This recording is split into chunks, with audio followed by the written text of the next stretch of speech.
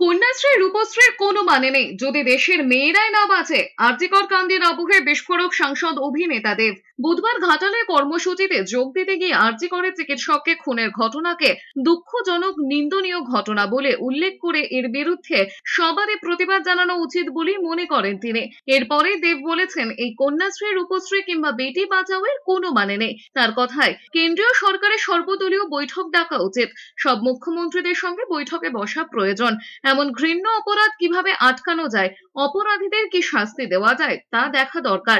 তিনি বলেছেন, প্রতিবাদ এমন জানানো উচিত যাতে আর কারো নাম তিলোত্তমা ডাকতে না হয়, সেই ব্যবস্থাই নেওয়া উচিত। তিনি আরো বলেছেন, সোশ্যাল মিডিয়ায় দেখেছেন অসমের মুখ্যমন্ত্রী পশ্চিমবঙ্গের মুখ্যমন্ত্রীকে কিছু বলছেন, আবার এ রাজ্যের মুখ্যমন্ত্রী অন্য রাজ্যের মুখ্যমন্ত্রীকে বলছেন।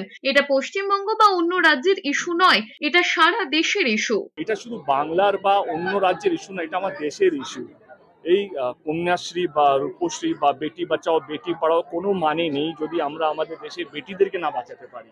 আমার মনে হয় এক্ষুনি কেন্দ্র সরকারের অল পার্টি মিটিং ডাকা উচিত, অল সিএম মিটিং ডাকা উচিত, এবং এইটাকে কিভাবে আটকানো যায়, রেপিস্টদেরকে কিভাবে চিহ্নিত করা যায় এবং তাদেরকে কি পানিশমেন্ট দেয়া উচিত,